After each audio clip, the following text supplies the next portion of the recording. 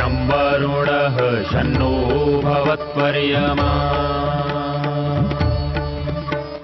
शन्न इन्द्रो बृहस्पतिः शन्नो विष्णुरुक्रमः ॐ शान्ति शान्ति शान्तिः।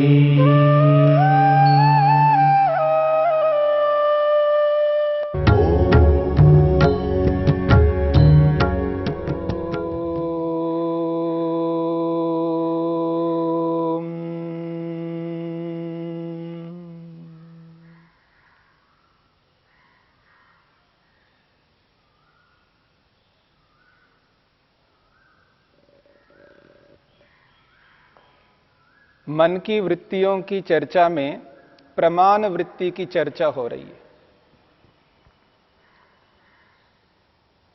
तीन प्रकार के प्रमाणों में प्रत्यक्ष प्रमाण की चर्चा हुई है, अनुमान प्रमाण की चर्चा चल रही है।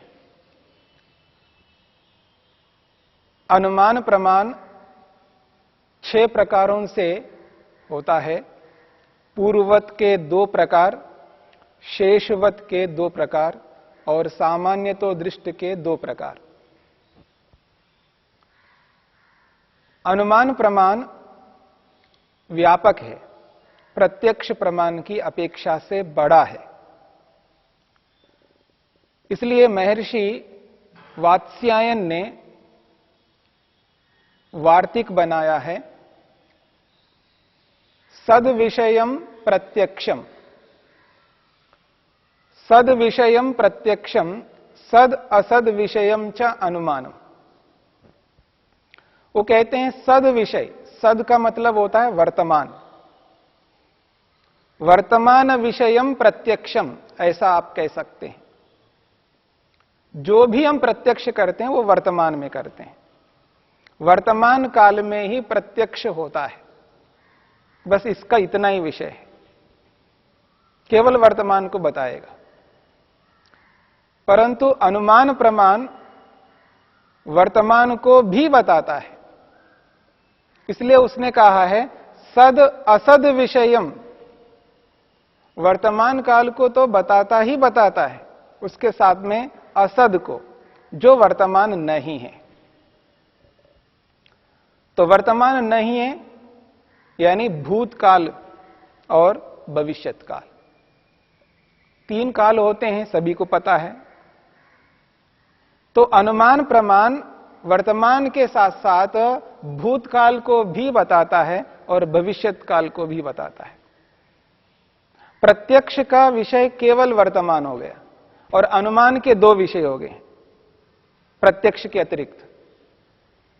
प्रत्यक्ष का एक विषय और अनुमान का एक विषय प्रत्यक्ष, दोनों का समान है, लेकिन प्रत्यक्ष से अतिरिक्त अनुमान के 2 अतिरिक्त विषय हो गए, भूतकाल और भविष्यत काल। और वर्तमान में भी हम जो प्रत्यक्ष करते हैं वो प्रत्यक्ष बहुत सीमित मात्रा में करते हैं। अभी वर्तमान काल चल रहा है, यहां हम बैठ करके वर्तमान काल में जो हम अनुमान करेंगे बहुत संक्षेप से करेंगे, ऐसा नहीं है। वर्तमान काल में जो अनुमान करेंगे पूरी दुनिया के विषय में अनुमान करेंगे, पूरी दुनिया के विषय में हम अनुमान कर सकते हैं। लेकिन जो प्रत्यक्ष प्रमाण है वो प्रत्यक्ष प्रमाण प्रत्यक्ष, केवल प्रत्यक्ष वर्तमान काल में उसी समय में जो प्रत्यक्ष हम कर सकते हैं, और जहां पर हम विद्यमान है वहीं पर प्रत्यक्ष कर सकते हैं। और जहां जिस स्थान पर हम विद्यमान हैं उस स्थान पर हम प्रत्यक्ष कर रहे हैं, और उस स्थान में रहते हुए हम अनुमान पूरी दुनिया के बारे में कर सकते हैं। प्रत्यक्ष जितने लोगों को हम आंखों से देखेंगे वर्तमान में, प्रत्यक्ष में जितने लोगों के साथ हमारा संपर्क होगा इंद्रियों के साथ में, उतना ही हम प्रत्यक्ष करेंगे। लेकिन उस वर्तमान काल में हम दुनिया भर के मनुष्यों के बारे में अनुमान कर सकते हैं। जितने भी मनुष्य हैं उन सभी मनुष्यों के बारे में अनुमान कर सकते हैं। कितना बड़ा व्यापक है अनुमान। और इतना ही नहीं है, उन सबके बारे में, उनके भूतकाल के बारे में भी अनुमान कर सकते हैं। और इतना ही नहीं, उनके भविष्य के बारे में भी अनुमान कर सकते हैं। तो भूतकाल के विषय में, भविष्यकाल के विषय में अनुमान हो रहा है और वर्तमान में भी अनुमान हो रहा है। बहुत बड़ा व्यापक है अनुमान का। और प्रत्यक्ष में जिस संक्षेप से हम प्रत्यक्ष कर रहे हैं और उस प्रत्यक्ष के आधार पर जितना भी हम अनुमान करते हैं उसका क्षेत्र बहुत बड़ा व्यापक है। प्रत्येक वस्तु के विषय में हम प्रत्यक्ष के अनुसार ज्ञान नहीं कर पाएंगे। दुनिया में जितने भी पदार्थ हैं उन सबका प्रत्यक्ष हम कभी नहीं कर सकते। दुनिया में जितने भी मनुष्य हैं उन सबका प्रत्यक्ष हम नहीं कर सकते। हमारी सीमा बहुत कम है। इंद्रियों के साथ संपर्क समस्त पदार्थों के साथ नहीं हो सकता, पर अनुमान समस्त पदार्थों के साथ हो सकता है। तो जितने भी संसार के पदार्थ हैं, चाहे वो स्थूल पदार्थ हैं, चाहे वो सूक्ष्म पदार्थ हैं, चाहे वो चेतन पदार्थ हैं, चाहे वो जड़ पदार्थ हैं, सभी पदार्थों के विषय में हम अनुमान कर सकते हैं। सभी पदार्थों का ज्ञान प्राप्त कर सकते हैं अनुमान प्रमाण के माध्यम से। इससे यह पता लगता है प्रत्यक्ष प्रमाण का जो क्षेत्र है बहुत संक्षेप है। यानी हम पूरे जीवन में जितने भी साल जिएंगे उस पूरे जीवन के प्रत्यक्ष को अगर हम एक साथ जोड़ करके देखेंगे और उसके साथ साथ अनुमान को जोड़ करके देखेंगे तो अनुमान वाला जो ज्ञान है वो बहुत अधिक होगा। उदाहरण के लिए यदि हम ये कहें कि अनुमान प्रमाण का जो ज्ञान है वो 30% हो सकता है, 40% हो सकता है, 50% हो सकता है, 90% भी हो सकता है। बहुत बड़ा क्षेत्र है उसका। और प्रत्यक्ष प्रमाण का क्षेत्र आप 1% कर सकते हैं, 2% कर सकते हैं, 3% कर सकते हैं, 5% कर सकते हैं, 10% कर सकते हैं। इसका क्षेत्र बहुत व्यापक नहीं हो सकता है। परंतु जो भी हम अनुमान करेंगे उस अनुमान के पीछे प्रत्यक्ष कारण जरूर बनेगा। यदि हम प्रत्यक्ष को हटा दें तो अनुमान कभी नहीं हो सकता, अनुमान नहीं कर सकते। अनुमान का क्षेत्र इतना बड़ा होते हुए भी वो अनुमान प्रत्यक्ष के आधार पर चलता है। यानी अनुमान प्रमाण का आधार प्रत्यक्ष है और उस प्रत्यक्ष को हम हटा दे जीवन में से तो अनुमान कभी नहीं कर पाएंगे। और जितना भी आज हमारे में ज्ञान है उसमें बहुत अधिक क्षेत्र प्रत्यक्ष की अपेक्षा अनुमान है। इसलिए त्रिकाल का ज्ञान कराता है, तीनों कालों का ज्ञान कराने वाला अनुमान है। और प्रत्यक्ष तो केवल एक वर्तमान काल का ही ज्ञान कराता है। इसलिए ऋषि कहते हैं सद विषयम प्रत्यक्षम, केवल वर्तमान काल का ही प्रत्यक्ष कर सकता है। और असद के साथ साथ सद विषय का भी प्रत्यक्ष कराने, असद के साथ साथ सद का भी ज्ञान कराने वाला अनुमान होगा। यह अनुमान का क्षेत्र है। तो प्रत्यक्ष प्रमाण, अनुमान प्रमाण के बाद तीसरा प्रमाण है योग के अनुसार शब्द प्रमाण, जिसे आगम प्रमाण कहा है। शब्द प्रमाण को शब्द प्रमाण क्यों कहा जाता है? तो उसके लिए संक्षेप परिभाषा है शब्द्यते, शब्द्यते अनेन अर्थः अभिधीयते ज्ञाप्यते इति शब्दः। शब्द को शब्द इसलिए कहते हैं शब्द्यते अर्थात अभिधीयते, ज्ञाप्यते, अनेन अर्थः जिसके माध्यम से किसी अर्थ को बताया जाता है, कहा जाता है, प्रस्तुत किया जाता है। ज्ञान कराया जाता है, जिसके माध्यम से सामने वाले व्यक्ति को ज्ञान कराया जाता है, जिसके माध्यम से सामने वाले व्यक्ति को बोध कराया जाता है, जिसके माध्यम से जो व्यक्ति ज्ञान प्राप्त कर चुका है, पहले जिसने पहले से ज्ञान प्राप्त कर लिया है, वो व्यक्ति सामने वाले व्यक्ति को जिनके माध्यम से द्वारा ज्ञान कराता है, वो जो माध्यम है वो शब्द है। यानी शब्दों के माध्यम से सामने वाले व्यक्ति को ज्ञान कराता है। और जो ज्ञान कराने वाला व्यक्ति है वो पहले ज्ञान कर चुका है, जानकारी प्राप्त हो चुकी है उसको। जिसको पहले से ज्ञान है, जिसको पहले से जानकारी है, वही व्यक्ति दूसरे को ज्ञान कराता है, नहीं तो वो ज्ञान नहीं करा सकता। इसलिए परिभाषा में कहा है शब्द्यते अनेन अर्थः। शब्द्यते इति किम? अभिधीयते। अभिधीयते इति किम? ज्ञाप्यते। जनाया जा रहा है,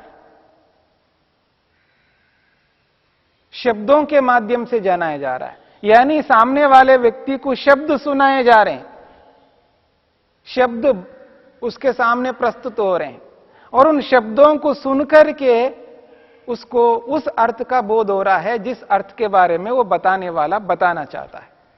उसी का नाम है शब्द प्रमाण। शब्द प्रमाण को शब्द प्रमाण इसलिए कहा जाता है, शब्दों के माध्यम से जानकारी प्राप्त हो रही है, शब्दों के माध्यम से जानकारी प्राप्त हो रही, इसलिए उसका नाम है शब्द प्रमाण। महर्षि वेदव्यास ने शब्द प्रमाण की परिभाषा की है। शब्द प्रमाण को शब्द प्रमाण क्यों कहते हैं? वो कहते हैं आप्तेन दृष्टः, आप्तेन दृष्टः अनुमितो वा। आप्त व्यक्ति के द्वारा देखा गया है या उसके द्वारा अनुमान किया गया है। परत्र स्वबोध संक्रांतये, दूसरे व्यक्ति के लिए, दूसरे व्यक्ति के लिए स्वबोध संक्रांतये, अपना बोध, अपना ज्ञान जिसने प्राप्त किया था, उस अपने बोध को दूसरे व्यक्ति को संक्रांत के लिए यानी उस तक पहुंचाने के लिए शब्देन उपदिश्यते, शब्द के द्वारा उपदेश देता है। शब्दात तद विषया वृत्ति, उस शब्द को सुनने से उस वस्तु से संबंधित जो वृत्ति सुनने वाले के मन में बन रही है, उसका नाम है शब्द प्रमाण। आप्तेन दृष्टः, आप्त व्यक्ति के द्वारा देखा है, यानी कोई ऐसा व्यक्ति है जिस पर हम विश्वास कर सकते हैं, वो है आप्त व्यक्ति। जिस पर हम विश्वास कर सकते हैं, श्रद्धा कर सकते हैं, जो हमारे लिए आदरणीय है उस विषय में, ऐसे व्यक्ति के द्वारा दृष्टः देखा गया है, जाना गया है, उसने प्रत्यक्ष किया है उसको, अथवा अनुमितः, उसने अनुमान से जाना है। और उस व्यक्ति के द्वारा जब शब्दों के माध्यम से बताया जाता है, परत्र दूसरे व्यक्ति के लिए, दूसरे व्यक्ति के लिए शब्दों के द्वारा बताया जा रहा है। क्यों बताया जा रहा है? स्वबोध संक्रांतये, जो बताने वाले ने जो बोध किया है, जो जानकारी प्राप्त की है, जो जाना है, उस बोध को दूसरे तक पहुंचाने के लिए वो शब्दों का प्रयोग कर रहा है। मैंने तो जान लिया है, समझ लिया है, सामने वालों ने नहीं जाना है, नहीं समझा है, और सामने वाले को जनाना मेरा कर्तव्य है, सामने वाले को बताना मेरा कर्तव्य है। इसलिए स्वबोध संक्रांतये, अपने बोध को दूसरे व्यक्ति तक पहुंचाने के लिए शब्देन उपदिश्यते, शब्दों के माध्यम से उपदेश देता है, यानी शब्दों के माध्यम से कथन करता है, शब्दों के माध्यम से बताता है वो। और जब बताता है तो उन शब्दों को सामने वाला सुन रहा है, तो कहा है शब्दात, उस शब्द को सुनने से, तद विषया, जिस विषय के बारे में वो जो शब्द बताए जा रहे थे, उस विषय के बारे में सुनने वाले के मन में एक वृत्ति बनती है, उसके मन में एक विचार उत्पन्न होता है, अच्छा ऐसा है। उन शब्दों को सुनकर के उसके मन में एक वृत्ति बन रही है, अच्छा अमुक वस्तु ऐसी है, ठीक बात है, ऐसी ही है। ऐसा जो उसके मन में विचार बन रहा है, वो जो वृत्ति बन रही है, उसके लिए वो शब्द प्रमाण है। तद विषया या वृत्ति, उस विषय से संबंधित जो वृत्ति सुनने वाले के मन में बन रही है, उसी का नाम है शब्द प्रमाण। अब ये जो शब्द प्रमाण है, ये शब्द प्रमाण उस व्यक्ति के लिए है जिस व्यक्ति ने पहले जाना नहीं, समझा नहीं, और जो बताने वाला व्यक्ति है उसके लिए शर्त है आप्त होना चाहिए। यदि वो व्यक्ति आप्त नहीं है फिर बता रहा है तो वो शब्द प्रमाण नहीं हो सकता। यानी कोई भी व्यक्ति कुछ भी बता दे और उसको हमने जाना और मान लिया, ऐसा नहीं हो सकता। इसलिए मनुष्य हर व्यक्ति की बात को स्वीकार नहीं करता। जो बताने वाला बता रहा है उसके बताए हुए शब्दों को हर व्यक्ति स्वीकार नहीं करता। वही व्यक्ति स्वीकार करता है जो आप्त होता है। बताने वाले यदि वो आप्त है तो वो स्वीकार पाता है, और आप्त नहीं है तो स्वीकार नहीं पाता। और आप्त को आप्त इसलिए कहा जाता है, वो प्राप्त किया हुआ है। जिसने यथार्थता को प्राप्त किया है, जिसने यथार्थता को जाना है, जिसके जीवन में यथार्थता है, जिसके जीवन में सत्य है, जिसके जीवन में न्याय है, वो विश्वास करने योग्य व्यक्ति है, वो श्रेष्ठ व्यक्ति है, वो उत्तम व्यक्ति है, वो धोखा देने वाला नहीं है, सामने वाले व्यक्ति का कल्याण चाहने वाला व्यक्ति है, उपकार करने वाला व्यक्ति है, हित करने वाला व्यक्ति है, तो वो आप तो हो सकता है। वही व्यक्ति वास्तव में प्राप्त किया हुआ होता है, जाना हुआ व्यक्ति होता है। यथार्थता को उसने हृदयंगम किया हुआ व्यक्ति, उसको उसने साक्षात किया है। इसलिए ऋषियों ने कहा साक्षात्कृत धर्म का, उसको जिसने वास्तव में साक्षात किया है। जो वस्तु जैसी है उसको उसी रूप में उसने जाना है, गलत नहीं जाना। स्वयं के लिए उसके लिए निश्चित है वो पदार्थ जिसको उसने जाना है, समझा है, तब जाकर के उस विषय में दूसरों को बताने के लिए वो अधिकारी बन रहा है। इसलिए कहा आप्त व्यक्ति होना चाहिए। शब्द प्रमाण तब बनता है जब बताने वाला व्यक्ति आप्त है, तो वो शब्द प्रमाण है। अगर वो व्यक्ति आप्त नहीं है तो उसके लिए वो शब्द प्रमाण कभी नहीं हो सकता। इसलिए शब्द प्रमाण को समझना आवश्यक है। हमारे जीवन में शब्द प्रमाण का सबसे अधिक महत्व रखता है। कैसे रखता है, इस पर हम विचार करेंगे। ओ